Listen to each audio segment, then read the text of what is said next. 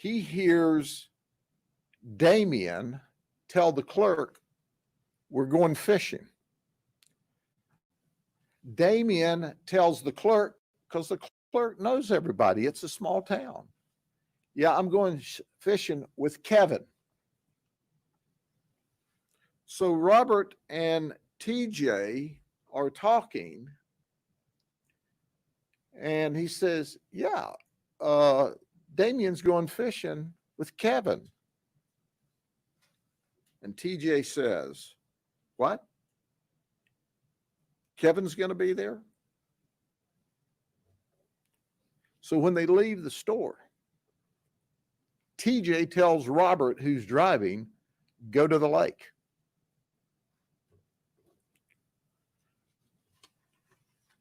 Now, they had no plans to go to the lake until TJ told Robert, "Go to the lake." And they did. Damien now is at the lake, and he has met up with, during this time frame, Kevin and Brandon, who are in the white truck. And they have turned their trucks so that they're door to door talking to each other in the middle of the road. Robert drives and pulls up behind the white truck that's driven by Kevin with Brandon in the passenger side. TJ exited his truck. When he did, Brandon got out of his vehicle and shined a light back to see who was pulling up behind them.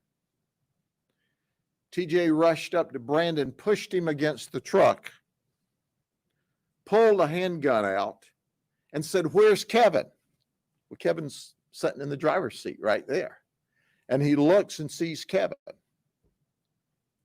He runs around, he being TJ, runs around between the red truck and the white truck.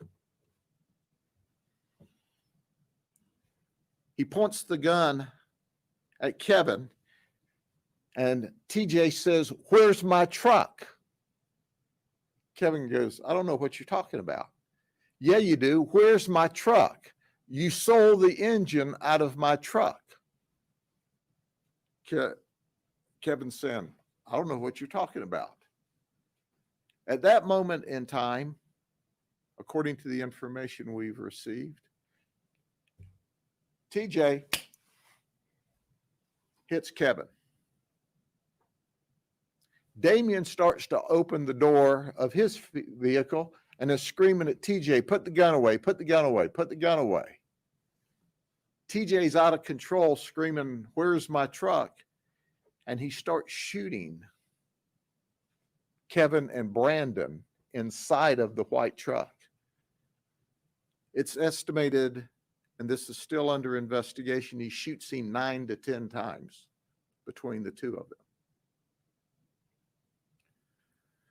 Then he turns on Damien and begins to shoot Damien, who's got his door open but is in his truck, several times.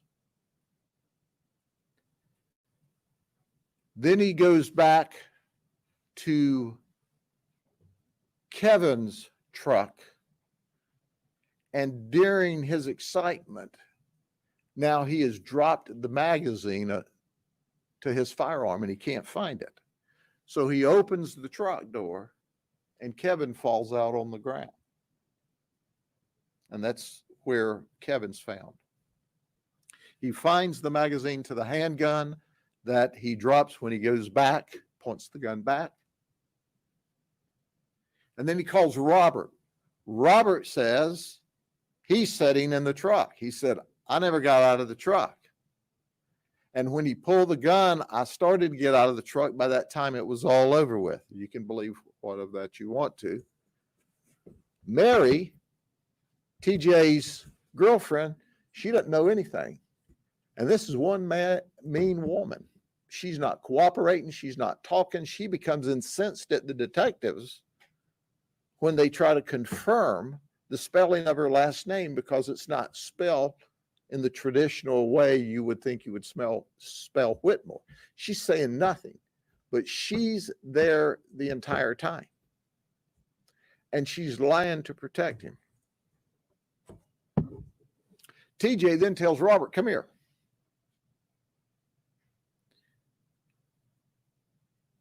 Help me put Damien in the truck. So Damien now, and we don't know the lineage, the details, because they're not given to us any better than what I'm about to tell you. They grab Damien. We don't know if he's already pulled out of the truck or if he's in the truck, because there is blood evidence all over the place. But they pick him up and heave him over into the back of the pickup truck with his foot sticking up over the edge of the bed. And then they leave. They go to a undisclosed location and supposedly strip down the gun, take it apart, and throw it away. They immediately go to McDonald's in Lake Wells and order 10 double cheeseburgers and 2 McChickens. While they're standing in line, they go through the drive-thru. It's very quiet. TJ simply says, we weren't there. And that's all the conversation that they will admit to. We believe there's more than that. We found throughout the investigation that they lied for TJ, that she bought ammunition for TJ. And then later on Saturday, keep in mind this happened on Friday night, Robert takes that truck, which belongs to another relative, to a car wash because it's coated in red mud, and cleans it up. The owner of the vehicle knows that they're driving the vehicle. That young lady, who is a relative, doesn't know anything about anything. She's just throwing a fit because you said you were going to Sebring or Avon Park in my truck, and you bring it back looking like this. Robert cleans it up. We asked, did you clean the inside? Oh, no, we didn't clean the inside. Well, duh, they did. We found trace evidence of blood where TJ was sitting in the passenger side of the vehicle. That's being packaged up and taken to FDLE. So at the end of the day, we've charged TJ Wiggins appropriately with 3 counts of first-degree murder. At this point in the investigation, we have charged Robert with 3 counts of accessory and 1 count of tampering with evidence. We've charged Mary with 3 counts of accessory to the murder and 1 count of tampering. The investigation is ongoing. The folks who lost their loved ones that night are poor people. We've had a lot of people offer to give us more money for a reward. We don't need that. But if there's an inclination to help these folks bury their loved ones, I'm certain that would be appreciated, because there's nothing worse than having to bury your child, unless it's you're having to bury your child and you don't have any money.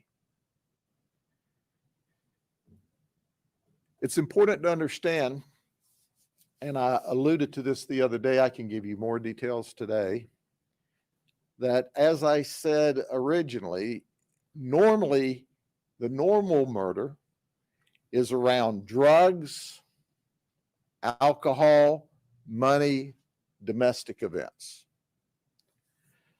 No evidence of drugs in either of the victims' car. None, 0. No beer, no beer cans, no meth, nothing. In the suspect's vehicle, when we see it, there's no indication of drugs at all. The only information we have is TJ is allegedly mad over some kind of truck deal that happened some period of time ago. We've not had an opportunity, the homicide team, to dig into that civil disturbance,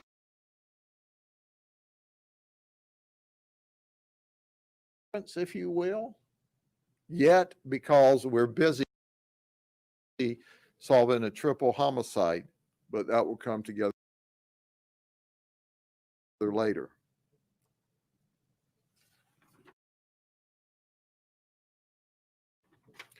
State Attorney's Office, which is simply the very best, worked with us hand in glove during the entire investigation, and we'll be doing the same with them as we prepare to charge, as we prepare to with them to prosecute TJ for the massacre of these three folks. Robert and Mary's charges may be upgraded.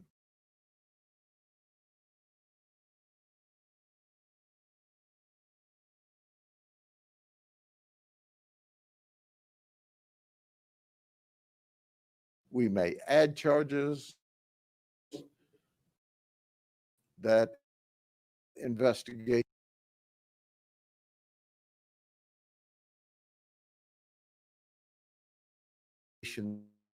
is ongoing. Understand that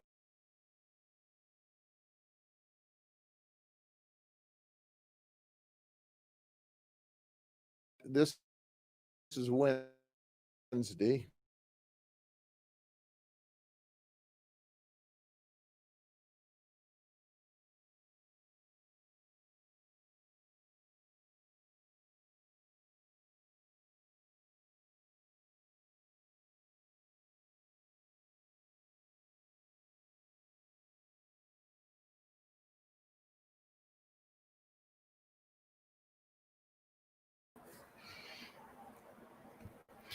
All right, guys, sorry about that. We're buffering really, really bad, so we're just going to pull that down for now so that everybody does not have to suffer through that.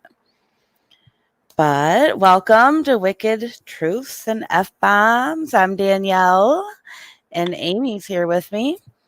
Hi, everybody. Welcome.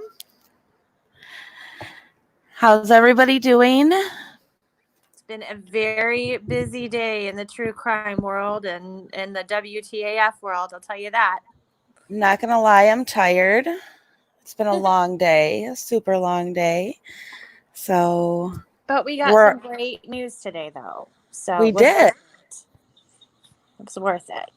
We did. In case you guys didn't see my comment down there, we received another 800 plus pages today in the case of Lori Vallow, particularly concerning Lori and Ryan, Joseph Ryan. So we'll probably be up all night working on those. Yeah, I mean, we'll get down to brass tacks in a second, but I kind of feel like, I know you wanted to thank everybody in the chat and in the Facebook groups and everything, but before we do that, I'll let you know, because you're very prepared to do that, I want to tell you guys how this week has gone. It started out with us following the Frostproof case, and we've been up almost every night, all night until at least 4:30 or 5, correct? Talking to people, family associated with the case, trying to figure some stuff out, digging really deep. And then last night it was the same thing. And then we get hit with a bombshell this morning that, yay, there's arrests. So we're listening to the Yes. presser, and then we're talking and reaching out to people, and then our groups are exploding. And then we have these new documents we're going over with you tonight. And then we Yes. get the news that we have more things on the coming down the line. So it's been busy. We're tired, but it's like a happy, excited, tired, and we're thankful for all of you. So thank you. Yes, thank you very much. And like somebody just mentioned down in the chat, there was a huge earthquake this morning. I think that was one of the first things I read after I woke up from a whole 3 hours of sleep or something like that. And I was like, I oh was still awake when no. that happened. Oh no. Yeah. Yeah, I was kind of freaked out about that one. So before we move forward, I do want to thank everybody on behalf of myself, Amy, the whole entire WTAF team. You see all of them, most of them down there in the chat. All of our mods down there are all part of our team who helps run our groups and our YouTube channel. But from all of us to all of you, whether you are in our Facebook groups, our YouTube channel, follow us on Instagram, Twitter, wherever you're at, we are so grateful for you because the vast majority of you are so kind, and you, what's the right words? I don't like the word rules because we're not bosses, but you follow our standards in our groups and on our channel, and we are so appreciative of that because we do have different standards than a lot of other groups, which is okay. Everybody can do their own thing, and we really, really appreciate you guys. So we just want you to know that. It's so refreshing to see civil, intellectual conversation and good, healthy debate without it getting emotional. It really is. It makes us so proud of you. And I don't mean that in a demeaning way, but it just ups the quality of what we discuss and how we discuss it. And we appreciate you, holding yourselves to a higher standard. Absolutely.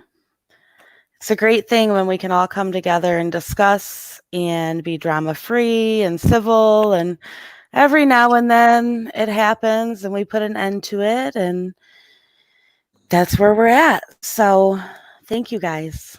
We are so appreciative of you. We are. And for you all that also stay up night and send us things when they're breaking in case we're doing something else or off somewhere else, we appreciate that too. So thank you. Yes, definitely. So what do you want to move on to, Amy? Should we could give just we'll give you guys a brief update. Are most of you following the Frostproof homicide case, the triple murder that happened on Friday, July 17th? We're going to do another full live on that, but we just wanted to do a quick update on here before we got started with this end of the world party. It's not really, I guess it's a party, right? Well, it's more of a watch party. Watch party. Watch what happens live. Yeah, it's still, so what, Hawaii, it's only like 5:45 p.m. out in Hawaii right now. Yeah, she was Lolo Kauai, right? Yeah. That was a Twitter handle. Right. Or no, Insta. It was Instagram. It was, one of them was loco for Kauai, I believe. Oh, so, Lord. Yeah, we're not really sure what time zone her and Chad are operating in with their doomsday prophecy. Like I've told many of you today, I put my tent away earlier. I actually went camping over the weekend with my kids and my mom, and I kept my tents in the car I'm not joking either. I left them in the car until today, just in case. Not that I believe Lori or Chad, but it's been a crazy year. You never know what's going to happen in 2020, right? So what were you going to do with your tent? I'm just curious. Well, You're going to head to Springfield? Yeah, Springfield, Missouri, the promised land. By the way, Instead of Tambra is go be our part of the tent city. Oh, there you go. Yeah, Tambra is in Springfield, and she oddly, about 5 minutes ago, said she had to go to bed early. I'm a little worried. But we hope you're okay out there. Yeah. Yeah, We were kind of that's wondering earlier, we were all chatting and wondering why Lori and Chad didn't create their own portals today. I mean, they were able to create them for their marriage, right? And they were able to create them to visit each other I don't know. before they were, had both of their spouses dead and together before they were able to be together. So, what color is my tent? I have 2 of them. Is there a certain color that you need to get into Tent City? It's probably a reference to the questions to enter our group. Oh, oh yeah, because we do ask some funny questions to get into the Vallow group. Well, I guess we should start talking about the Frostproof. So there was an arrest, or 3 arrests made today, which is great news. It ended up being, let's see, TJ. Oh my gosh, now it's TJ Whitmore, or sorry, TJ Wiggins, his younger brother Robert Wiggins, and Mary Whitmore, who is Robert Wiggins' girlfriend. And as much as we speculated and talked, this, for me personally, threw me for a loop. It was not what I was expecting to hear. And Danielle and I talk privately, and with our team, we talk privately. We talk in a little group off the air, and we have some questions about this. We do. We have a lot of questions. I think the most shocking thing today was, first of all, I think I just said it last night, this case will be solved by this week. We knew there was arrest coming. We didn't know that, but I think what has been so shocking to me is the difference between the first press conference, the second press conference, and today's press conference. And I totally respect Sheriff Judd. He's doing his job. That sheriff is 1 in a million. But he left me with some questions because he's doing his job. He can't tell us everything, and there was quite a few differences from what we first learned to what we learned today. So I don't know if we'll really elaborate on all that tonight or what we're going to do, but I need to make a correction. Mary is TJ's girlfriend. Yeah. I misspoke. So yes, TJ is a piece of work. Joe Car Guy 72. I dox you every time. I can't help myself. TJ has 200 plus felonies. Mm-hmm. It's 230. Right. And it's a very small town. It's population approximately 3,300 people. So when anything bad happens in town, everybody says, well, where was TJ when that happened? And that is pretty telling. And the sheriff was pretty vocal about that as well today. I was really surprised. I really thought this was going to end up being some sort of love triangle thing. I never would have imagined that, which would have been senseless as it is. But when I heard this today, my heart just broke, because I don't know if there's a scale of senseless, but it seems like it's just really even more. Mm-hmm. Mm-hmm. He was actually out on bond. That is one of the things that you're just like the most one of the most heinous things about it. Yeah. How is he even walking around? Well, when I pulled his record earlier, I don't understand how the guy is not in prison already, just based off of his record. I mean, you're talking, some of his charges are like grand theft auto, assault with a firearm, illegal possession of firearms, assaulting a police officer, receiving stolen property, possession of stolen property. I mean, he's got, and then there's some drug things in there, but there's a lot of violent crimes. Of course, I could not list 230 of them because we would be sitting here for an hour if I did. Right. But, and people are speculating that Ashley Motto said he was a narc. That has been speculated, and we don't know the answer to that, but I don't know. I've never seen so many no bills in my life, or not no bills, but I've never seen a man walk free on so much, many on serious crimes. You're talking serious stuff. He should have been away in prison. So I don't know what he was doing. And Or it's one of those things. It's, you look at it and it's not just what he did. It's like the frequency of it. I mean, you think about how old he is and 230 crimes. He was a busy, evil career criminal. yes. And I mean, he clearly has no regard for anybody but himself. Zero regard for authority. He's out on bond for, what was it, breaking somebody's arm with the baseball bat? With a crowbar. With a crowbar, okay. And he goes and kills three men. It's unbelievable. So there's a lot that we need to dive into in that case. I don't think we're going to do that tonight because we really want to focus on Lori tonight. Thank you so much, Ryan Sam. What are your guys' thoughts on the Frostproof case? It's really left most of us puzzled. We're just like, what, how, why? You don't understand it. It's just incomprehensible. The whole thing. It is. So basically our chat is saying things like they have to empty the jails because of COVID.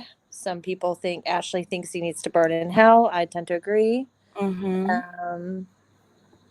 Danette Costa says, I have some mixed feelings about using inmates in court. Our chat's moving fast. Sorry to interrupt you, Amy. Mods, if you need me to slow it down, just let me know and I will. Yeah. Somebody brought up the 3 strikes rule, and that's interesting. We need to go back when we go more in depth. We need to go back and look and see if he would have qualified for 3 strikes. Yeah, I think that's something we'll look into. Because this, I mean, obviously he's, let's just hope that this is it for him and he rots in jail, or the other alternatives to that. But I don't know how many of his crimes involved a gun, but at this point, because he was a felon, he shouldn't have had those guns anyway. But we all know how easy that is to absolutely get around. So bear with me one moment as I slow the chat down for the mods. No worries. Cindy O'Neill, I agree with you. You say the sheriff gave the best press conference I've ever seen since I've been watching true crime. Grady Judd is, I said this the other night, and I'll say it again. He's legendary. I was telling Danielle today that I know they have a public information officer. Obviously, they have a public relations department. But my goodness, if all those people were out one day, he would handle it just fine. He's just... Isn't he the one, Amy? I think I sent you a video and I posted it as well. He stood in front of a suspected drug house. Do you remember that? He went to this house that was suspected to be a drug house. That was another legendary person from Florida. That's Wayne Ivey, and he is out of Brevard County. Okay. I couldn't remember which sheriff that was, but I was like, wow, I like this guy. So Yeah, Wayne Ivy and Grady Judd are like, they're kind of like the, oh gosh, see, now my mind is going to slip me. Who's the guy out in Arizona who makes the prisoners wear the pink stripes Oh and the yeah, pink underwear? I saw a funny meme today. If you guys aren't in this group, it's called, I think, Daybell Memes. It's absolutely hilarious. It makes me laugh on a daily basis. They had a whole thing today about Lori and the Chain Gang, and that comes from the Arizona Yes. Oh my goodness. Arizona prison warden who makes his inmates wear pink. Is it pink? Yeah. Yeah, they wear pink. Even their underwear is pink. Yeah. Mm-hmm. I Yeah, like that guy. I do too. I tend to like the stricter sheriffs and wardens and all those people. I like it when they lay down the law like that. Well, and it's interesting too, because like you said, you liked Wayne Ivy, and Wayne Ivy is, you know, he's just your quintessential good sheriff, you know, but he also, like, he's beloved because he has a soft spot for animals, and you know, during hurricanes and during COVID, and he's always, you know, checking out for them. Grady Judd is endearing because he really relates to the public that he serves. Even today, he was talking about the families and their financial circumstances. These are not people that have money. They're, you know, we're in the middle of a pandemic. Some of them haven't been working. Some of them aren't working at all anymore. Some of them have very menial or like minimum wage paying jobs. And he sees the reality of the situation, and what this has not only done. It's devastating to lose loved ones. It's devastating to the circumstances that it happened and the senselessness of it. But then on top of it, they have this incredible financial burden. Absolutely. All right, guys, I think you want to go ahead and just jump into the Lori documents. Yes. We are going to be back, though, with more on the Frostproof case. We have a lot of digging to do since there was just arrest made today, but we promise we'll be back with facts and stuff going on there. And we shared the link to our discussion group for the Frostproof case as well. If anybody wants to join it, you're welcome to join it. And I guess we'll just move on over to what we all, I think, we're waiting for tonight. Yeah, everybody put on your magical garments, open your portals. Stop.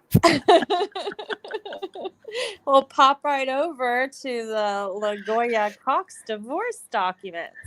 Summon, what's his name? How do you say it? Yes. Summon Moroni here, and we'll get down to business. Sounds good to me. You guys are talking about tent cities. Do they have to be white? Is that why you guys asked me what color my tents were? It just reminds me of that book, What Color Is Your Parachute? I'm screwed if my tent has to be white for Tent City. Also, I was informed prior, like this was back in the winter, that when this day came, when Doomsday came, I would make it to the second level of heaven, right above the rapists and the murderers, and I would not be part of the 144,000. So, wah, wah, wah.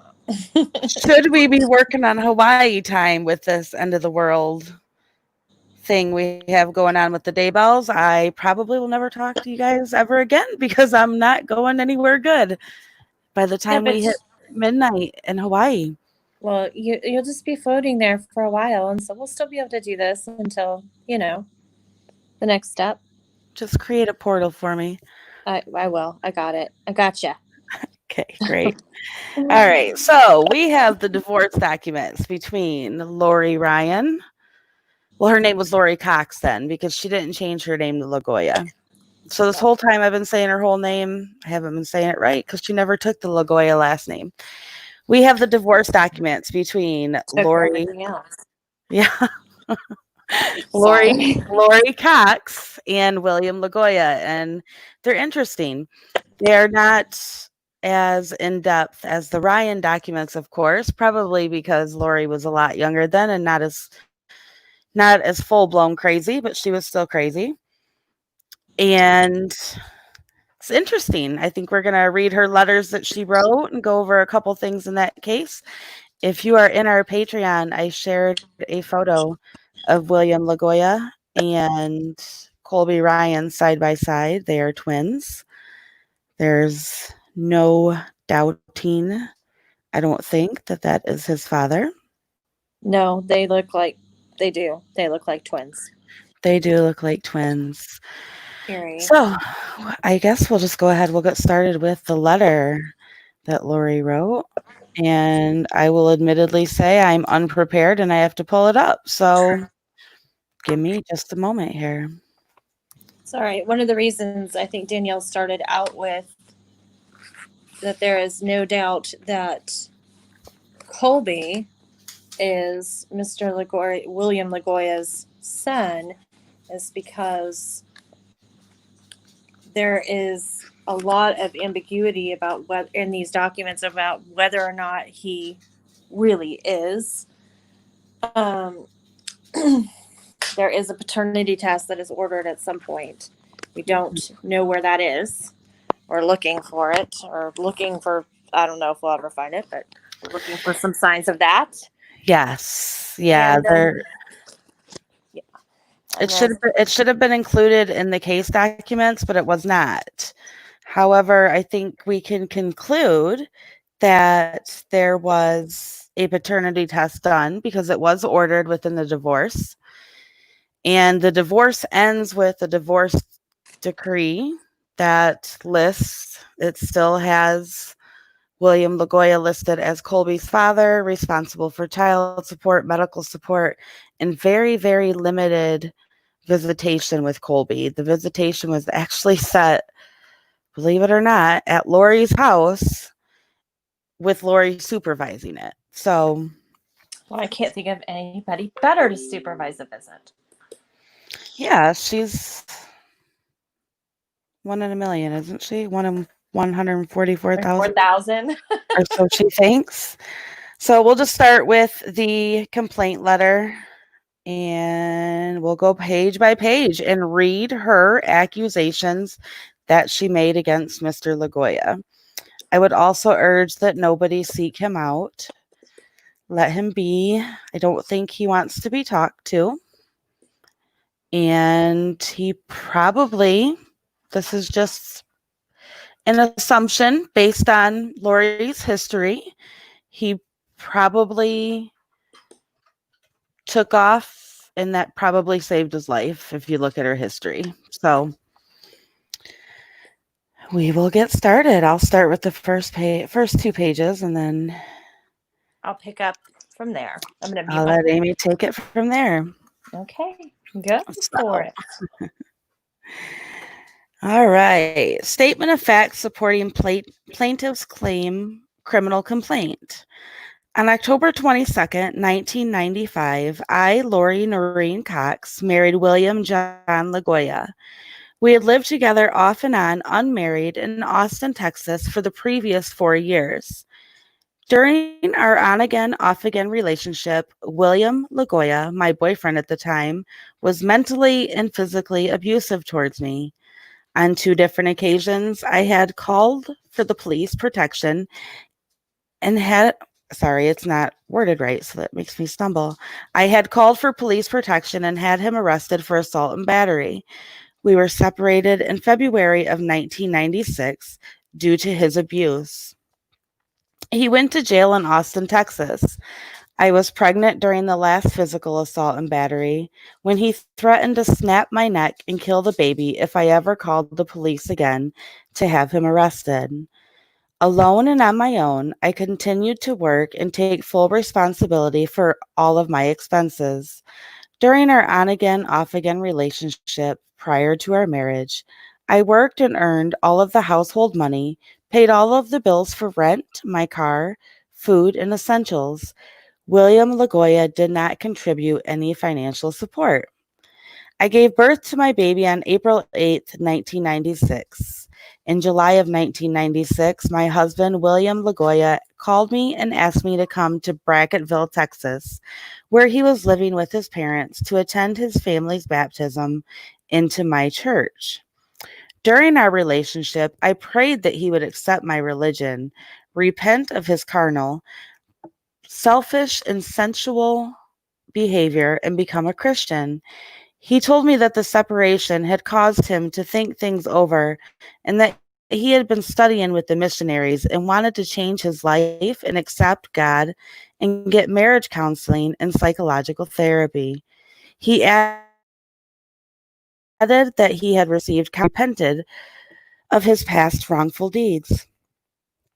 William LaGoya begged me to please attend his baptism in Brackettville and give him one more chance to prove that he had changed, and promised me that he would take responsibility as the man of the house.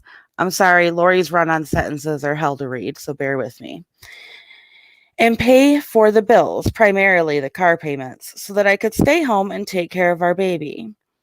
As a practicing Christian, I endeavored to forgive William for his previous assault on my person and decided to forgive him and offer him an opportunity to prove that he had changed for the better. I thought that my baby needed his daddy and wanted to be a complete family. I acted in good faith. Thus, I went to Brackettville on July 13th, 1996. I drove myself and my 3-month-old baby, whom I had by myself with no husband and without any mental, emotional, or financial support from my husband or his family.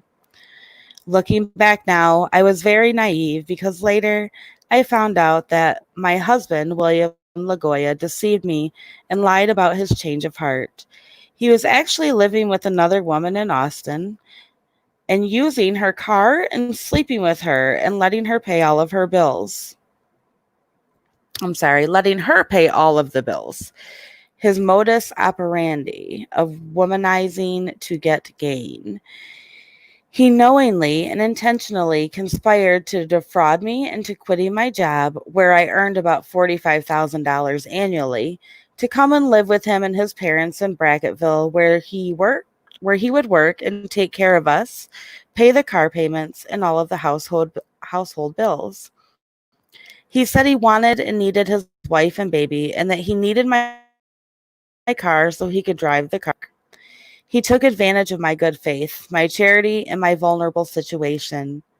When I moved in with him again, he immediately resumed his old ways, and he took the keys to my car against my will, and he hid my spare keys so that I could not get access to it.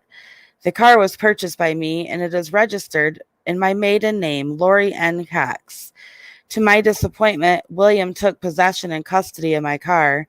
He never paid a penny for any of the payments, and he used the car for his personal agenda and leisure. He did not allow me to drive my own car. Every time I would ask to leave and go back to Austin, my husband would fight with me and physically hold the keys away from me. He kept me imprisoned at his residence. In early November, while my husband was passed out drunk from a one-night stand with a new girlfriend of his, and while he was sleeping, I escaped and left at 4 o'clock in the morning. With my child, I was only able to leave because my husband was passed out and his family was asleep. I snuck out and I drove to my parents' house in San Antonio, Texas. Then my husband called me every day for 2 weeks, begging me to come home, saying that everyone missed me and the baby, and that he and I were a family and we needed to go to church and work things out. Foolishly and in good faith, and because I was desperate for help, I was taken in by his sincere efforts to turn a leaf and change his ways. So I went back to Brackettville to give him one more chance to salvage his marriage and to show me evidence of his change of heart. I also wanted to return to Brackettville to get my clothes. I wanted and needed my belongings for me and the baby that were in his possession. Whew, I'll stop there for a second because she is a piece of work. Yeah. You can analyze these 2 pages. I see problems all over, but I'll let you finish reading and then we can analyze. Sure. Okay. He also promised me that if things did not work out, when I would be free to leave and take my car and possessions. Much to my chagrin, all the promises turned out to be lies. A few days after my return, I expressed my unhappiness living in the house with William and his parents and requested to leave because things had not changed for the better and I felt threatened and imprisoned again. My father in law, Vito M. Lagoya, became violent, made verbal threats against me. He told me that I was free to leave, but I could not take my baby. He was emotionally out of control and called me unpleasant names and falsely accused me of things which I never did or said. He continued yelling and screaming at me, and he told me what a horrible person I was for wanting to leave to protect me and my baby. Vito then ordered me out of his house and said I had to leave, that I could not take my baby, and said that if I did not like his mandate, then I could take him to court. Immediately, I responded that I would never leave without my son and that I would stay and try to work things out and make peace because I felt threatened for the baby's safety. Vito then stated, "Listen up, because I am only going to say this once. If you ever leave again in the middle of the night and take Colby, the baby, then I will charge you with kidnapping and I will charge your whole family with harboring, and don't think I don't have the authority to do it." Fearing for my safety and the baby's, I pretended to be subordinate and I agreed to stay. About a week later, my husband and I were supposed to visit my parents in San Antonio for the holidays so that I could earn some extra money for doing relatives' hair. I'm a hairstylist. I enticed my husband, William, to bring me and my baby to my parents' house. When we got there, I refused to go back to Bracketville because of the threats of Vito, William's stepfather, which were made against me, and because William was not repentant. He continued to be abusive, immature, and irresponsible. My husband then requested to take my car and drive himself to his house in Bracketville. He promised, however, that he would return my personal property and the baby's belongings back to us in San Antonio in a few days. He promised that he would return my car. The car payments were now 3 months delinquent, and William never got a job, never kept his promise of financial responsibility, never paid any payments on the car he said that he would. Excuse me, these are truly run-on sentences. Never paid any payments on the car. He said that he would have a friend follow him to San Antonio when he returned the car and that his friend would then take him back to Bracketville. William did not keep his word to return my car or my belongings, so I and my baby suffered deprivation. William also used my baby's welfare card, Lone Star, for his own personal expenses. I called him repeatedly every day for the next week and a half to ask him to bring my belongings and return the car. He made extension promises that he would keep his word, but he lied again. He ignored my request. I must be a slow learner because I finally realized William was a liar. He has no respect for God, for the truth, or for the law. He and his stepfather Vito have a core of beliefs and their own rules of life that are antisocial and despicable. They have no consciousness of guilt for wrongdoing. They believe they can lie and cheat and conspire to do evil or break the law and get gain without any consequences. Their behavior towards me is unconscionable. My personal credit is now damaged, and my car has been repossessed by the loan company for delinquent payments. I called Sheriff Burgess in Bracketville, Texas, and asked for his help es- and escort me and my father when I returned to Bracketville, and to go with me to the house of Vito Lagoya, and he agreed to help me retrieve my belongings, including the car. The sheriff telephoned Vito and said, "We're coming over to get Lori's things." When we got to the house, Vito was ramping and raving like an insane person, shouting profanities and making verbal threats to me and my father while throwing my belongings in the street. When we asked where my car was, he replied, "You're not getting your car. I called the finance company and the repo man came and picked it up. It's not my problem." I knew he was lying, and he also lied to the sheriff and my father about the whereabouts of the car. The truth is that he was hiding the car about a block away with the intent to defraud me, the sheriff, and the finance company. Vito was out of control and in a state of mental and violent rage. He continued his foul and offensive language, shouting and accusing me of being a horrible person and causing him all kinds of problems.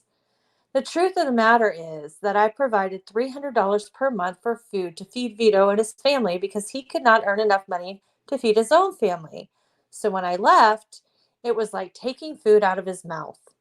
The day before I went to Brackettville to get my car and things, Vito called my parents' house since the sheriff called and had alerted him about our pending visit, and said that he called to say I had to come that same day to pick up my things and give him $250 for an alleged phone bill at his house, which my husband was responsible for, or he would throw away my things. Vito then hung up the phone. I called the sheriff to alert him of Vito's behavior. The sheriff then told me not to worry about Vito's threats and that he was full of hot air. When I confronted my husband with my father the next day, I asked William, my husband, where my car was hid. He told me that his father took the keys from him and left with the car. Vito continued his screaming and yelling profanities at us. We ignored him and put my belongings in my father's car, and we told the sheriff that Vito was lying and hiding the car from us, that we wanted to file a formal criminal complaint. The sheriff said we would have to contact Tully Shahan, the county attorney, to file the complaint. Then the sheriff suggested that we call the loan company and let them know where the car is. We then came back to San Antonio, called the loan company, and they told us that Vito had called them while we were driving back to San Antonio and told them that I left with the car and that it was now in my possession. More fraudulent acts. Vito and William willfully and knowingly lied to a law enforcement officer while in the line of duty. They intended to defraud the finance company and keep the car for their own personal use and enjoyment without any incident of vested interest or ownership in my car, on the false notion that they could get gain and use of my car, which they had stolen from me. They were assuming that they could use the car and defraud the finance company and blame me for the disappearance of the car. They tried to get me in trouble with the finance company by reporting false information about the whereabouts of the car for their own personal gain.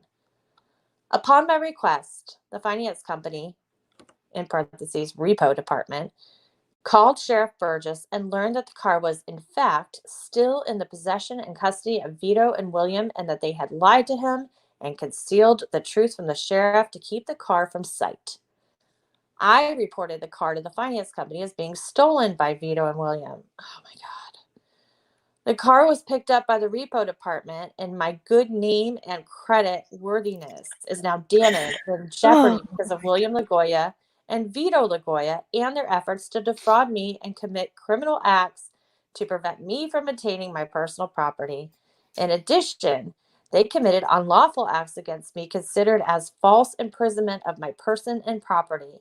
I now submit this testimony of the facts and this formal criminal complaint and ask the county attorney to use the full force of the law to prosecute William and Vito LaGoya to the full extent of the law. The facts show that any reasonable person could conclude from the evidence that neither William, my husband, or Vito demonstrated any compassion for the well-being of me or my baby. They deprived me of my clothes, my personal belongings for me and my baby, which demonstrates that they are deprived of human kindness and compassion for the care of their own family members. In fact, the only inescapable conclusion that a reasonable person could make is that Vito and William intended to cause harm to me and my baby. William never paid one penny towards the care and support for me or my baby during the entire relationship. He is void of any consciousness of right or wrong and lacks any virtue of good character. William's lifestyle is similar to a pathological liar and a sociopath. He sees no wrong in using people for any purpose to get gain for his own needs and ambitions. I think this is her prophecy. He is unemployed. He is unemployed and unskilled and has no marketable skills. He lacks integrity or any desire to accomplish or live a worthwhile or productive life. My family has been patient and kind to him and have offered him help and made gifts to him to see if he could get the message and example of human kindness. However, William is void of any light and intelligence to know the difference between right or wrong. Obviously, I am filing for divorce immediately. I also plan to file civil charges against the Lagoyas to recover damages. Under penalty of perjury, I testify that the statements made in the complaint and declaration are true, and I have evidence to prove the same. Lori N. (parentheses Cox) LaGoya. Oh my Certified gosh. on March 3rd of that. It's certified with about 100 run-on sentences, and what she does not mention in there is that William, we're saying his name wrong, I guess. I guess it's La Jolla. I think that's how we're supposed to say it. Anyways, William's father is a cop. So, considering Lori thought her family was so righteous and great and wonderful and all of the above, and her good name and her good faith and her good reputation and her good credit, and Lori's so wonderful, I can only imagine that she wanted out of that relationship because she was married to a cop's son who didn't take her bullshit. Mm-hmm. That's the only thing I can come up with, and I think he's lucky to be alive. I agree. And I don't know. Oh, honestly, I don't have to be qualified to make this statement. Everything in that letter or that statement is projection. It is. It's It is. all of it is projection. And it's such a foreshadowing for what she would do later in life. Mm-hmm. Only this is just the strong foundation for it. She escalates. And it's all about her. It's my reputation, my credit, my baby, my clothes, my belongings. My God, she spent more time talking about that darn car than I've ever heard anybody talk about anything in my life.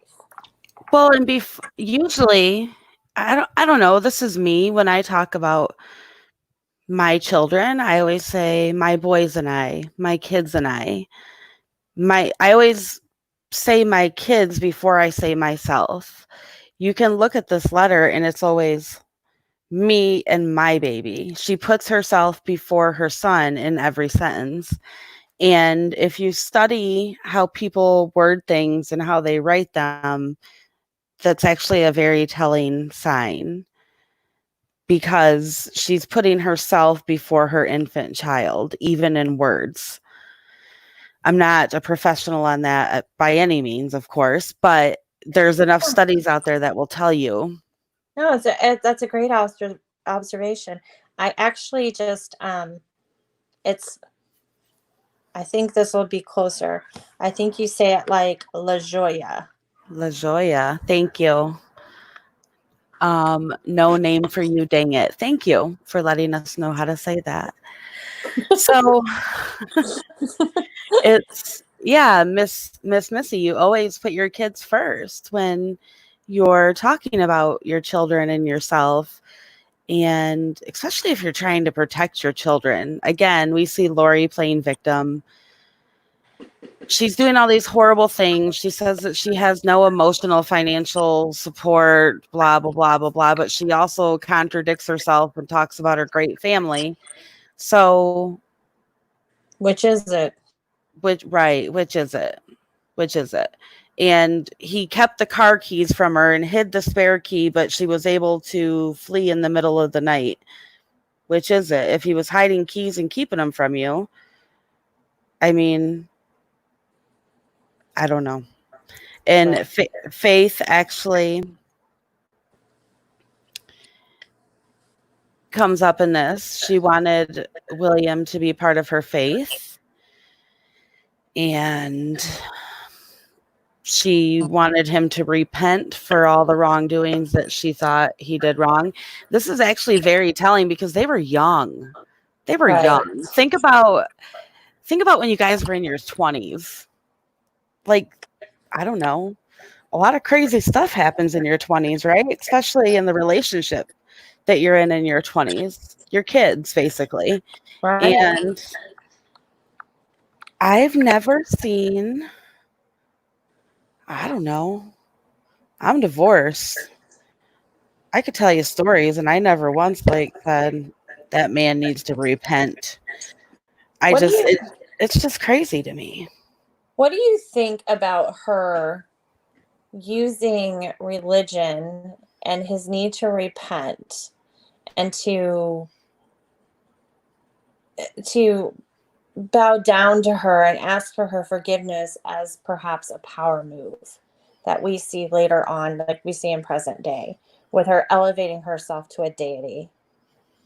Oh, I Because think that's something that right, she held on to, and I think she used that as a stronger weapon the older she got. right. Because I'm reading right here, during our relationship, I pray that he would accept my religion, repent of his carnal, selfish, and sensual behavior, and become a Christian. I Yeah. mean, and Yeah, then it's she very- demeans him. She demeans him in every way you could demean the character of a man. She demeans him financially. She demeans the family he comes from, his own father, who, by the way, is a police officer, and somehow he needs $250 or $300 a month from Lori, which makes no sense. And Mhm. somehow his dad, that's a cop, wants her car, so he's going to hide it. Right. And you're talking about the mid 90s, right? I think this was first filed in 95, 96. What is the date on this one? Because there's different dates throughout here. Yeah. This was filed on October 22nd, 1995. Okay. So you're talking about the mid 90s. The cost of living was much lower, right? Mm-hmm. And she claims to have a job making $45,000 a year doing hair. But what was her reported income when she was with Joe? Oh gosh. Wasn't it It 20 was, something? yes. And so what's interesting is in one sentence, she claims that she made $45,000 a year and was supporting Colby on her own. But then she goes on to explain that she was collecting state assistance. Right. I don't know. That's probably welfare fraud right there, Lori. Yeah. I mean, let's be real. If you're a hairdresser, a lot of hairdressers make cash, that's not always all accounted for. And I'm not knocking anybody who does that. I get it. It's the industry. But I just don't see how she can say, she was flat broke and she had nothing, but she was making $45,000 a year in 1995 and Well, getting food stamps and Medicaid. well, because Lori fancies herself intellectually superior to everybody else, and when she contradicts her, so what she's doing is she's using her salary when it makes her look good, and then she flips the card and she's this poor little housefrau that's at home and she doesn't have anything and she's just a good Christian person, and her husband is just like, I don't know, the fall of Rome, like sex, drugs, and rock and roll, apparently. And what does poor Lori to do? And she just flips back and forth, and she actually puts it in writing, and she doesn't give anybody credit or doesn't think forward enough, which is also another trend with Lori, is the forward thinking. To say, oh well, they're gonna read this and realize that he hid my key, he didn't hid my key, he wouldn't let me leave, he did let me leave, and then but then he left me. He wouldn't let me leave, but then he left me. I mean, doesn't she say that? She goes to her parents' house in San Antonio and he leaves, and she said, and he didn't come back. Well, I was kind of curious how he had a one-night stand and came home drunk. With a girl. No. It's better than that. He had a one-night stand with a new girlfriend. Yes, with the new. So how do you have a one-night stand, but you're still home and you're passed out drunk, and that girl is your girlfriend? Which is it? Maybe Did he she have a said- girlfriend? Did he have a one-night stand and not come home? Or did he come home drunk and you got pissed off? So you said he had a one-night stand with a girlfriend. It doesn't. None of those. They all contradict each other. I think it was a powdered girlfriend, like just add water and stir. Instant. It's probably where she got her idea for portals. Well, and it would make sense because I'm sure that those instant girlfriends last in the Mormon pantry for like 20 years.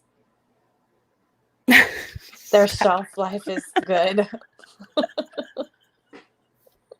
Sorry. Couldn't use it. Oh boy. Yeah, so she's a piece of work. And trying to read her writing, I'm not sure what level she has put herself on in life, but she needs to go back to English class and learn how to write properly because she can't do it. And yeah, that's a low blow dig, but I can't stand her. So She has a love-hate relationship with punctuation. in the word "and" 20 times in one sentence, she definitely says "and this and this and this and this," and then you try to read it and you're like, because you just want to stop, you know. When we're reading this, we just want to stop and be like, okay, end sentence, new sentence. But My favorite is, I must be a slow learner. I'll just a little self-depravity here, a little deprecating, statement. Like, no, Lori, you're not slow. Yes, she's a piece of work. As a practicing Christian, I endeavored to forgive William for his previous assault on my person and decided to forgive him and offer him an opportunity to prove that he had changed for the better. How benevolent of her. Mm-hmm. She truly does deserve to be. I was just going to, I think one of we have the assault charges. We posted those and I won't even say it. I won't say it, but she probably deserved everything she got if it happened, because I think I can just see her being like a raging lunatic up in somebody's face. I can see her trying to pull her tricks and her behavior, and William's father being in law enforcement saying, no, not going to happen. And having the ability to cut her off the pass and having the confidence, a man to have the confidence to call Lori out on it. Mm-hmm. And that only angered her more. So then she had to shame them in a way that to her was, I mean, I think the two trends we see with Lori are, well, there's three. There's sexuality or sensuality, there's money, and there's religion. And she tries to take him down with all three. Right. So, he gets drunk at bars and brings home women, and he's, just not morally up to her standards or, most people's standards. He doesn't make any money, so he's worthless as a man, and here he is, he tried so hard to be as pure as me, but he just can't do it because he doesn't have the same moral compass. She even says him and his dad don't have moral standards. Yeah. Well, meanwhile, his dad was a law enforcement officer. So the chat is saying they would like to hear William's side, and this is the thing. Mm-hmm. His side is basic, and as far as Lori's letter, it was typed and signed. It's a typed letter, dated with the date written out, and then signed. So, of course, William answered this letter, and it basically says, he denies everything. There's no written letter from him that was furnished with these documents. And he did retain an attorney. The attorney filed for him and said that the respondent's answer, it says, contains untruthful, vague, ambiguous statements and requests general denial to original petition for divorce. He denies everything that she says, and he goes on to question the paternity of Colby. Right. He actually, yeah, go ahead.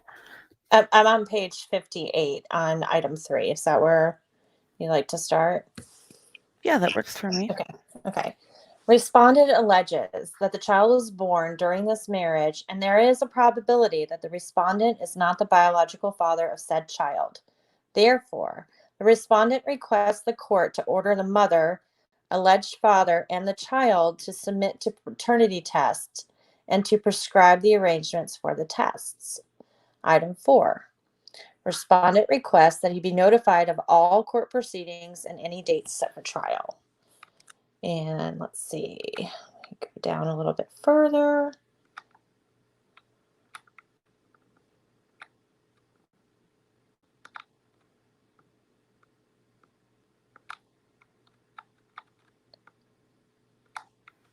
And my computer, I'm not going to lie, my computer screen just froze. So okay. I have them printed out, but I'm going to have to, if you want to, please save me, please. I got you. I got you. Will I reboot? Yeah, we'll go up to, so if you're following with your Patreon documents, page 48, actually 36 to 40 is going to be William's denial. And he entered a general denial, and it says number 3, denial of paternity. Respondent denies his paternity of Colby Jordan Cox, the child, the subject of the suit pursuant to section 160.101 of the Texas Family Code. Number 4 is request for court-ordered paternity testing in absence of agreement for testing. Respondent believes there will be an agreement between the parties for paternity testing. If such agreement is not reached, respondent requests the court order paternity testing as per Chapter 160 of the Texas Family Code. Number 5 is prayer. Respondent prays that the petitioner take nothing and that respondent be granted all relief requested, as well as for all such general relief to which he may be entitled to at law or in equity. So a paternity test was ordered. It was ordered on Colby. It did not come with this file. We do not know why. Can't figure that out.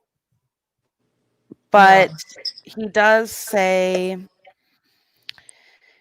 throughout the document, he said a couple times, actually, and I have this screenshotted, so let me pull it up really quick. Where I had pulled it out yesterday. He had said that during the time that she got pregnant and their marriage, like they were broken up here and there. I have the actual dates. Just bear with me one moment. It's okay. I'll look at the chat while we're doing that and while I'm experiencing my own battles with technology. They are saying Colby is a spitting image of his father. Yes, he is. Linda says Lori is in her portal freezing your computer. Yeah, probably. Yeah. That would be my luck. That's what I get for laughing. Okay, so one of his denials of paternity says, respondent alleges that the child was born during this marriage, and there is a probability that the respondent is not the biological father of said child. Therefore, the respondent requests the court to order the mother, alleged father, and the child to submit to paternity test and to prescribe the arrangements of the tests. So there was a paternity test ordered. Lori tried to come back and say that he was using the deadbeat father law. That's what her lawyer said. And at the end of the day, this divorce ended with him being the legal father of Colby. So I think that we can presume that because there was a paternity test ordered, even though it's not in this file, but there is a final decree of divorce that includes Colby in that decree, in which William has to pay child support on him, carry medical coverage, and has limited visitation with him. And then when you put their pictures side by side, They are identical. yes, Mm-hmm. yes, they are identical. We can read the final decree of divorce. It's parts of it are boring, but we'll read it. And let's look at chat for a minute before we get into that, because I need to. Somebody made a really funny comment. Did they? Who made the funny comment? Tiger Lily 81. How many men were in her portal? I've lost count.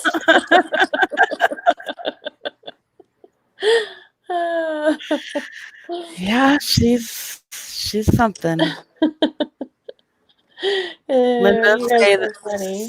that Lori's in her portal freezing your computer. I wouldn't doubt it. We've had pretty good connection the past couple times, and what do you know? On July 22nd, we're having tech difficulties. So that's right. Danette Costa, your comment was extremely interesting because we actually had this conversation earlier today. She said, I am so intrigued now. If this dad is alive, and he is, if he wants to know Colby, if he wants to talk to him, another man to know more about, this case never ends. This case, so correct me if I'm saying this the wrong way, but it appears that William had visitation rights with Colby, supervised by Lori. It is unclear whether or not he took advantage of those or not. We can only imagine, because Lori is a big proponent of parental alienation, what she must have told Colby about his own father throughout his life. And now Colby is an adult, and he's reconciling what the story he has been told his whole life and perhaps what he's seeing in these documents. And, I didn't even think about this earlier, but he's not just reconciling what happened with his own father. He's probably reconciling what really happened with Joe and potentially what really happened with Charles. And that's got to be a really bad space to be in, to just think that a lot of the things that you thought in your life were true aren't, including your own father. And it's interesting. Leah, I'll put the picture up. You just have to give me a couple seconds. We can put the side-by-side picture up of the two. Yeah, Miss Missy, I agree with you. She divorced him because she knew since his dad was a cop, she couldn't get away with it. That's right.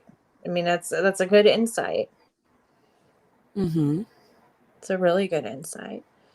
Poor Colby looks like he's broken. He seems to have a sweet wife. Yeah, it's, that's probably why Lori didn't like her.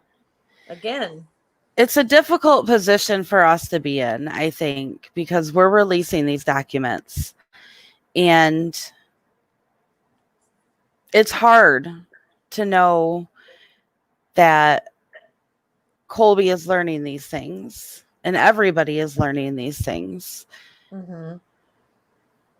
But the truth is what matters. And I pray that Colby can find some peace, because he does have a lot on him. His brother and sister have been found dead and buried in his mom's new husband's backyard. We can't technically say that they were murdered yet, because that's not a charge that they've been charged with yet. But I mean, we all know that a 16-year-old and a 7-year-old don't just die and end up dead Right. in a backyard. And so, yeah, they were murdered. Mhm. There's no Well, doubt and they were- about it. There's just not formal charges, but he's lost his 2 siblings. He's lost his stepfather, Charles, who was there his whole life. His mother has put him through hell. And he was estranged from his own father, his real father. That's a lot. That is a lot. Yeah. Yeah. In a very short amount of time. Very, very short amount of time. Yeah. Talk about I can't. rocking your world. Maybe the earthquakes and things that she was predicting were more in people's lives than like literally and figuratively. Yeah. You never know. I mean, you never know with her, because everything she says it does seem to be projection. Mm-hmm. She says these things about other people, but they all seem to be things that are true about her. Right. And, you know, she says things as prophecies, and then, well, what do you know? People drop dead. It's just crazy. She's nuts. Yeah. And she's not certifiable nuts. Like, she needs, I don't know, she needs shock therapy or something. She needs to, Well, I don't know what the answer is for I don't her, think but there's I mean, we're not doctors, but in my opinion, in my layman's opinion, when I see somebody like this, unless you show me something else different down the road, I don't see somebody like Lori Vallow being, you know, correcting her behavior and living a normal life. I just don't. I don't think no. there's anything that's going to change who she actually is. Mm-mm. This is the way she's programmed. Take, manipulate, lie, coach. She started out small in the 90s, Right. like, That's why I said this is and her foundation. This right. is the foundation for what she's for where she is today. And God knows what she did to teenage boys. And or God knows what teachers. we're going to read in these 800 documents we received tonight. I'm going to have to go get a coffee with espresso to be able to read these tonight, because I won't be able to not read them. And this is, I mean, we don't even know what's in these yet, these upcoming ones that we have. And it just keeps going and going and going. Mm-hmm. So do you want to go ahead and wrap this up by reading the last part, and then... Yep, I'm going to get this picture up that right. they're asking for really quick. What are you guys talking about down there? So sad for Colby. Hold on. Let's see. Yeah. It is sad for Colby. I would really like people to remember that we shared these documents, but we're not responsible for the behavior in them. Right. And they're public record. So. Mm-hmm. Yeah. Okay, let's get this picture up here. These are both public pictures. Oops, I got on the wrong thing. Colby was parentized by Lori. Mm-hmm. And we don't even know what she said to Colby about his real dad. We don't know. Right. If anybody has anything that they want to send us or talk about, or if you've been in touch with a moderator, our email is wickedtruths@WTAF.net. So I know it was posted down there, but I just got a message that okay. a good idea to say that out loud. So it's just like the first 2 words in our name, wickedtruths@WTAF.net. Yes, All right. The picture's coming. Okay. Tiger Lily 81. So messed up that she just got away with this until it turned to murder. Yep. You know, there's not really similarities between Frostproof and here, but I always like to believe that I think we see a lot of people in our lives that get away with stuff and do bad things, and we don't believe they're held accountable. I think there's like a rule that it's not a matter of if, but when. So it's not a matter of if you get caught, it's when you get caught. And Lori's time is running out.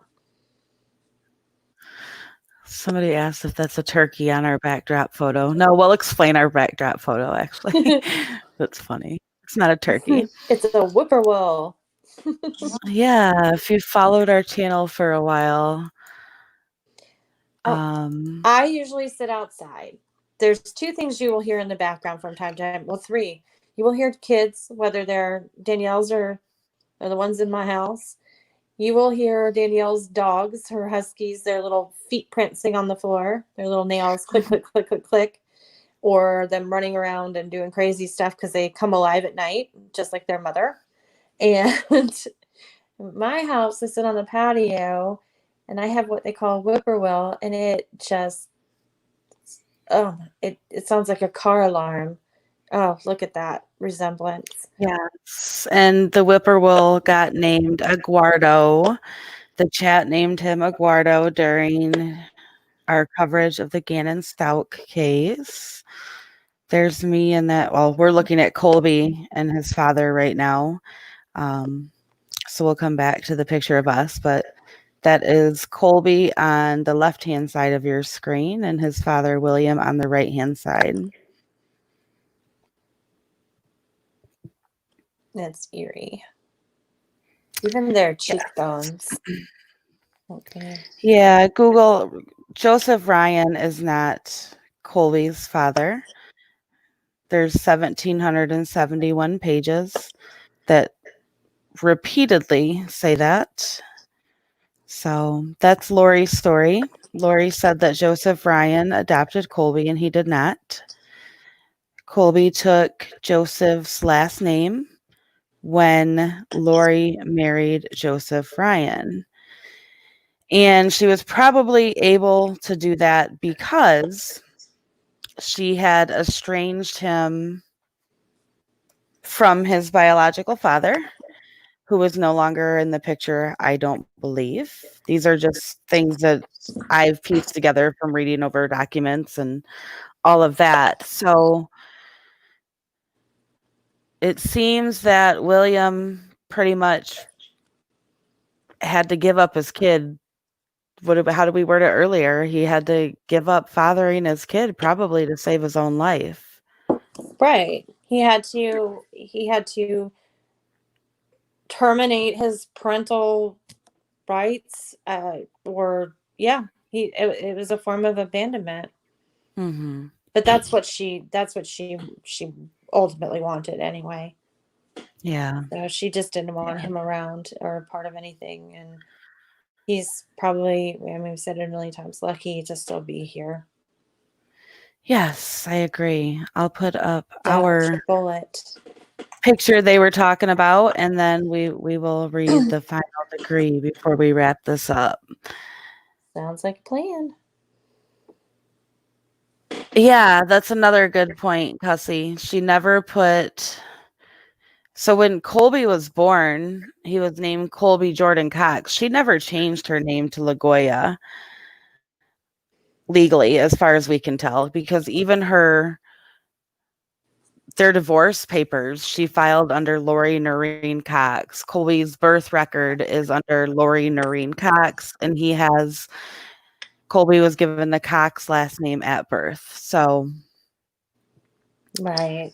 you'll often see people sometimes when they remarry. I've seen this happen before. Lori was a big person that focused on image. I think we've talked about this before. Her and the whole Cox family, they're very much about image. So part of that image would be that her husband Joseph Ryan, her son Colby, and their new daughter Tylee all had the same last name.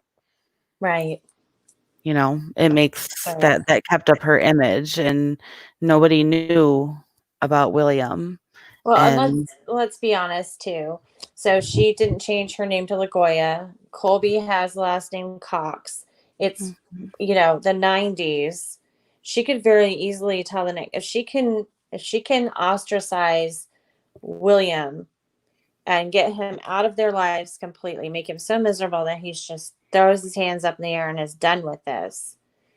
She can very easily claim to have never been married before, always been a single Mhm. mom, and that becomes part of her like victimization, woe is me story, and all the names line up and Right, match for that.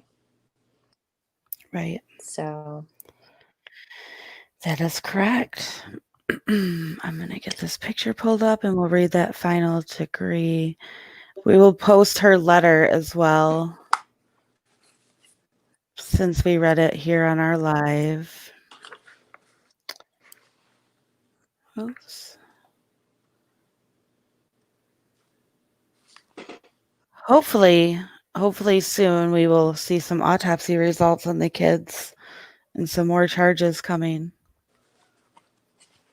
or maybe we'll get some Because news about Tammy.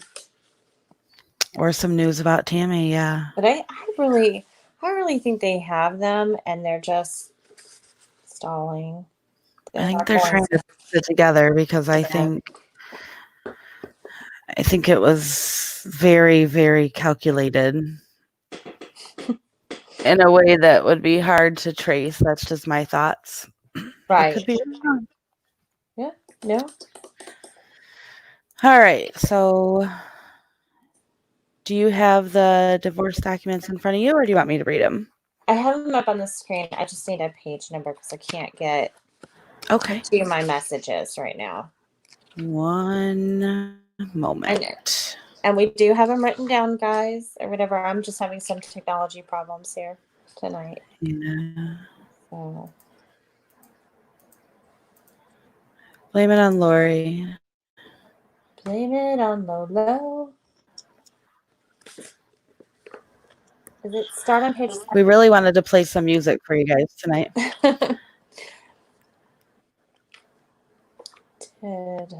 Did. Yeah, I saw you guys Okay. dropping some apocalypse songs. You had some good song choices. So I was giggling as I was trying to prep. There's our photo. Okay, so the page number for the divorce is,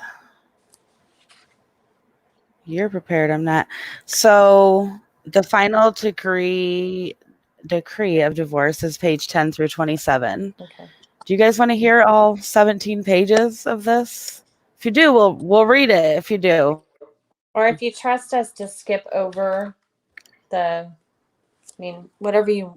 I'm just pointing out that some things in legal documents Are kind of like tedious. So, what's the verdict here?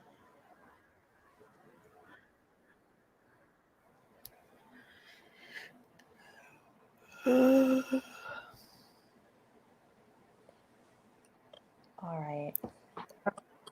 Nobody's saying, so we'll just read it. Good. 10 through 27.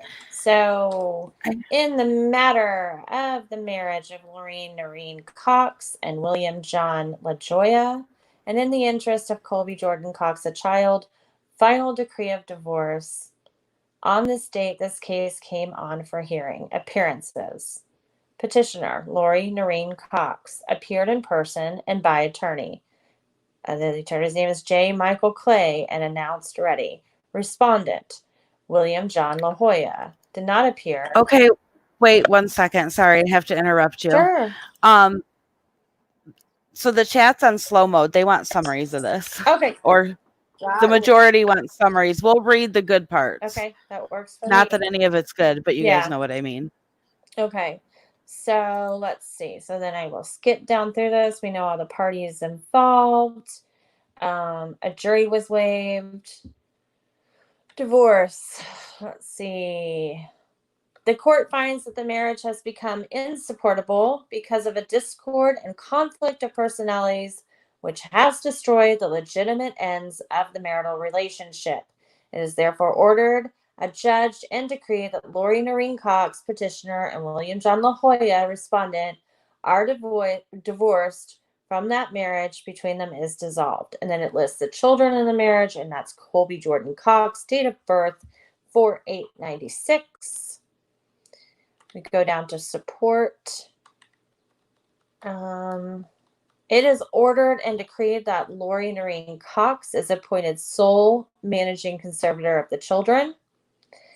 It is ordered and decreed that sole managing conservator shall have the following rights, privileges, duties, and powers subject to the rights, privileges, duties, and powers of any possessory conservator named in this decree.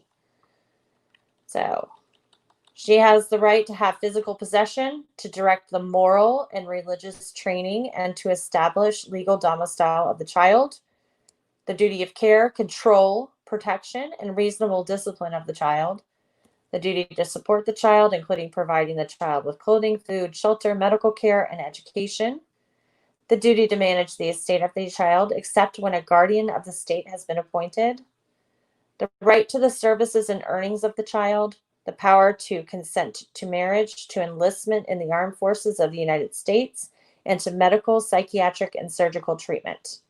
The power to represent the child in legal action and to make other decisions of substantial legal significance concerning the child. The power to receive and give receipt for payment for the child, for the support of the child, and to hold or disperse any funds for the benefit of the child. Any other rights, privileges, duties, and powers existing between a parent and child by virtue of law. And then, let's see. William has similar duties, but it starts with this. These are his. The duty of care, control, and protection of the child during periods of possession. The duty to provide the child with clothing, food, shelter during periods of possession. Power to consent to medical and surgical treatment during the emergency involving an immediate danger to the health and safety of their child during periods of possession if managing conservator is unreachable and unavailable. The right of access to medical, dental, and educational records of the child. The right to consult with any treating physician and dentist of the child, and the right to consult with school officials concerning the child's welfare. Oh, let's see. Go down a ways. As far as child support, Lori is going to receive, in the name of Colby, $240 per month. The first installment payable on November 1st, 1997. That will continue until the child reaches the age of 18, provided that if the child is fully enrolled in an accredited secondary school and a program leading toward a high school diploma, the periodic child support payment shall continue to be due, paid, whatever, in which the child graduates, the child marries, the child dies, the child's disabilities are otherwise removed for general purposes, the child is emancipated, or there's another order to modify child support. He is ordered to pay, retroactive child support in the amount of $1,800. And he had to pay that in installments of $25 per month. So that brought his child support payment to $265 a month. Can I just add that when Lori did her divorce from Joe, she did not include her child support payments from William as income. Right. So let's see. He pays 12% per year on that retroactive child support until it's paid off. It's pretty hefty, in my opinion. He's going to have this garnished from his wages. So he will not have to write that check when he's employed. They'll automatically be taken out and then processed to the court. A lot of us Go ahead.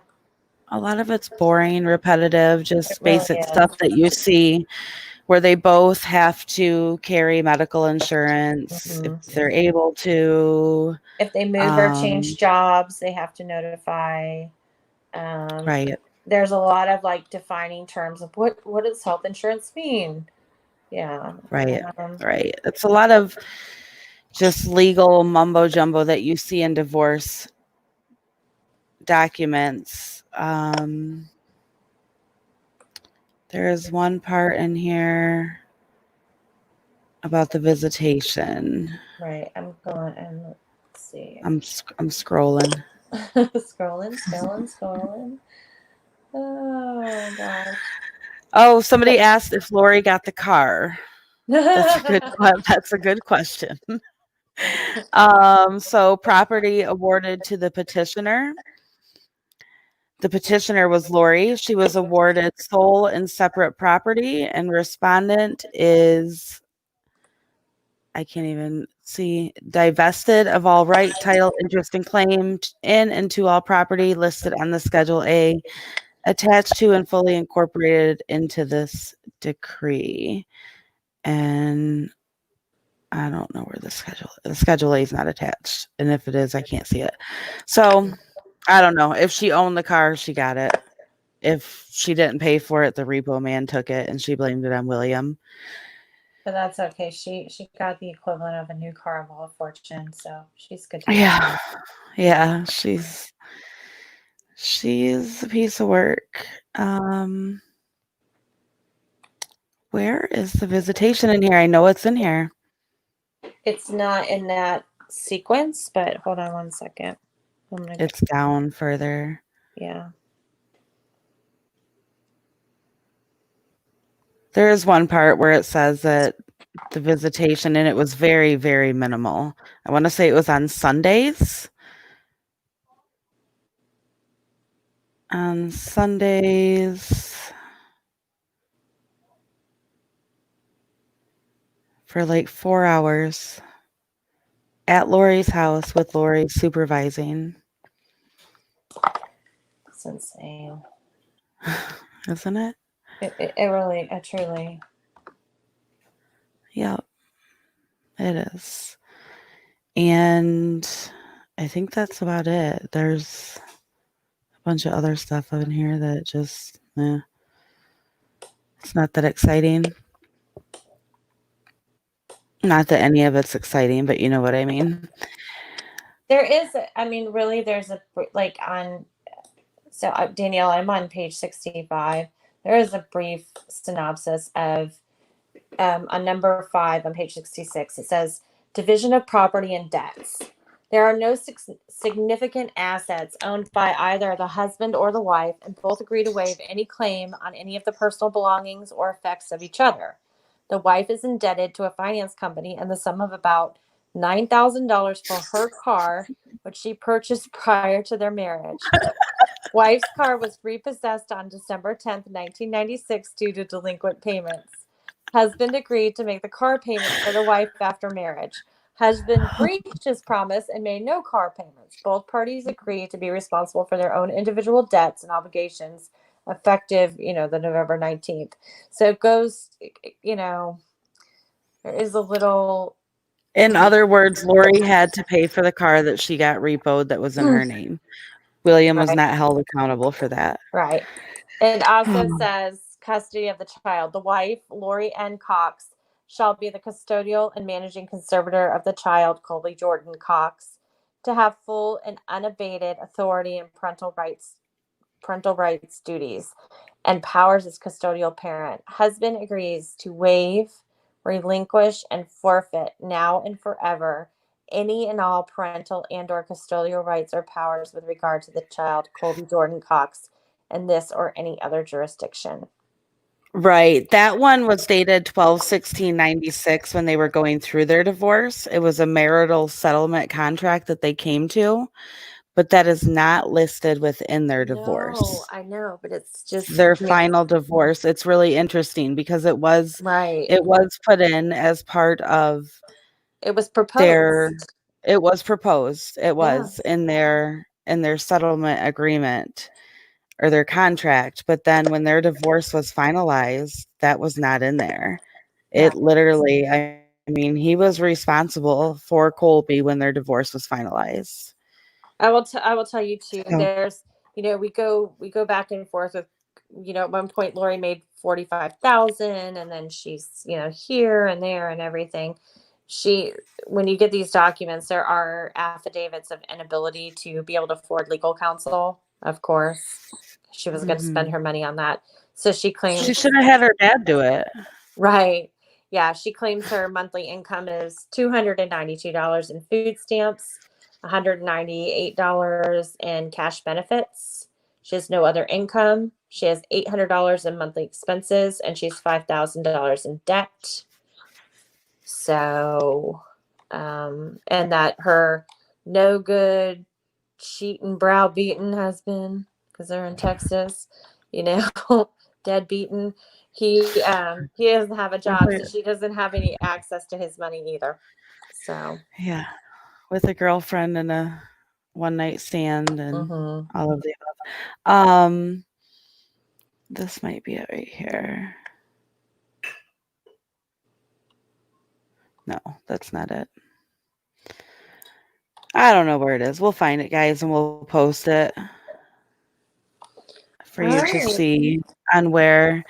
I'm going to look at the chat really quick before we sign off for the night. Thank you guys for hanging out here with us. It's been a long hour and 50 minutes, but we're all still alive, right? We're still here. We are. The end of the world has not happened yet. I think we're in the clear. I'm going to give a shout out to Trisha over at Web Sleuth, who has been live for 24 hours, literally, hosting a watch party. I think she's got a little under 2 hours left to go, and she's done. Yep, she slept in front of the camera last night, and she is sporting a tinfoil hat with Cheese Whiz on it because she claims that's the only protection from zombies that is officially recognized by zombies everywhere.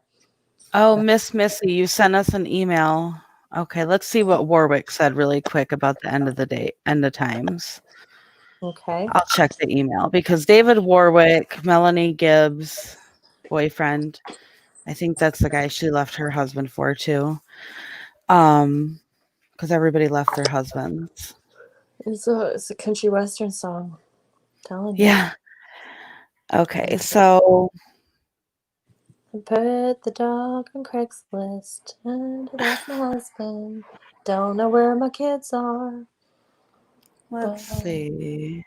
Gonna build a portal to decorate our home. Yeah.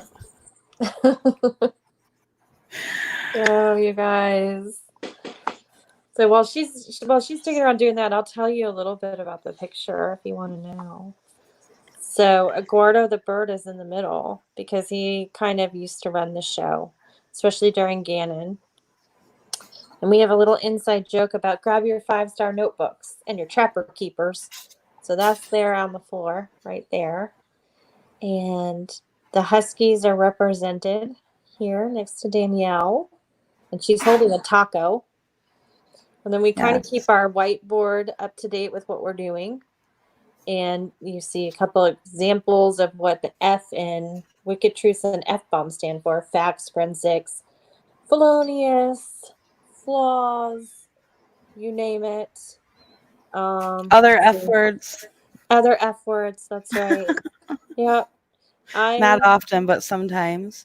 Yep. Let's see. I live on Diet Coke, and I love dinosaurs.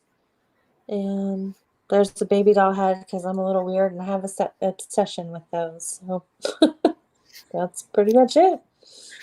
I can't find the date in here, Miss Missy. I'm sorry, but I will definitely look through the document you sent us. This is very interesting, actually. Very interesting. Thank you for sending that to us.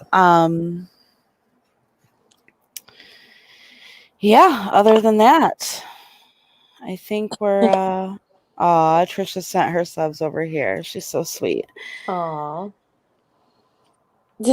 Stacy D in Texas. If you play a country song backwards, your dog comes back, your wife comes home. That's true. It's true. And McKinney says it's the end of the world as we know it. I feel fine. You know, we actually were going to play that song at the end. I'm not sure it's going to work though because we had some issues with the buffering. Is it in there? I can try to make it work. It is. It's at the very end. I could tell you which one it is. Okay, I'll get in there. Amanda, you brought a taco dish. Stop it. Come on, now you're gonna make me have to go to Taco Bell, and I can't because I have to work in the morning. I can't because I'm not allowed to sneak out at night and go do that stuff. And my mom's listening. The plant, glowing ember. The plant's just for decoration. We just thought we needed a plant in there to look all official and stuff. Oh, and you know we're blowing out a lot of CO2, and so you know he's cleaning up the air for us. So it's helping with that husky dander. Yeah, right. For real. All right, let's see if I can get the song to play. If I can't, we're gonna call it a night. In the meantime, make sure to show all of our mods down there some love. Yes. Our bomb squad, they've done amazing tonight. Thank you guys. Seriously, could not do it without you. We would be in a world of trouble if we didn't have you down there running the chat and keeping things in line for us. We're so grateful for you. Let's see, Leah, maybe this mess can bring about a renewed and honest relationship for Colby with his father without Lori's interference. Yes, that's a great thing to pray for. Mm-hmm. I will see if I can get this song to play. Do you know the slide number, Amy? I do. Just give me 1 second and I'll get it for you here. You're going to hear me drag my mouse for a second. No mice were injured. 451. All right. We'll get it up and going. We will. That's what she said. Anyway. Is your mom listening? I know my mom's not listening. Well, she'll listen to the replay tomorrow and be mad that I was up late. But my mom sends pictures. Is your mom going to hear you say Probably because she texted me earlier and she said, what time are you going to be live tonight? And I thought, well, we didn't really say we were. And I said 10:30. So Too funny. Yes. I don't know, guys. It might not load. Probably not. Oh, wait. No, it's going to. What slide did you say again? 451. All right. Let me get there.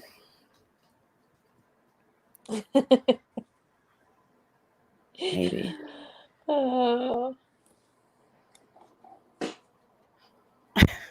Amy's about to giggle, snort.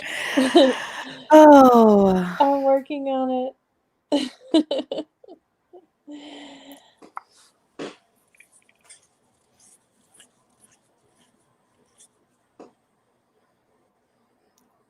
We're hoping we can get the song to play. It's loading. Okay, well, as long as there's potential, we can read some comments. We could sing it for you. Really scare you away. I actually, do you know the words to it? I was curious because it used to be like a thing where it was like knowing every single word. Like, you know. Now that at the time that was difficult. Now, like, try to learn the words to like a Nicki Minaj song or something. Good luck. Oh, gosh. It takes forever. I do that. That's a little game I play with my other half because we don't really listen to that. And then we'll like get in the car to do a road trip and I'll put on like something really random and I like know every single word. And he's just like, you're too weird, go away. And this isn't happening. I'm more of a Lizzo kind of girl. Truth hurts. I always send Danielle this Lizzo loop that's like, what is it? Oh my gosh. Ooh, child, tired of the bullshit. Just like that on a loop. Oh, they're asking you to sing. Sing that one for him, Amy. That's how you know that there is some you know what going down over at my house. Oh my gosh. Truth bombs hurt. All right. So we're going to get this song up and hopefully it will work. And Good night, maybe, everybody. Thank you for tolerating us. yeah, definitely. 1 second. Okay, there you go. It's See, coming. Madam Deficit's got it. That's great. It starts with an earthquake. Birds and snakes and aeroplanes. Lenny Bruce is not afraid, right? I am a hurricane. Listen to yourself turn. World's of Sony. Speed it up a notch. It's funny. All right, guys. On that note, we'll leave you with this song and have a good night. Thank you all for joining us. And of course, we'll be back some other time this week. We don't know what time yet. We have 800 pages to read. Oh. So Getting on my party Talk to you pants. All right. Yeah.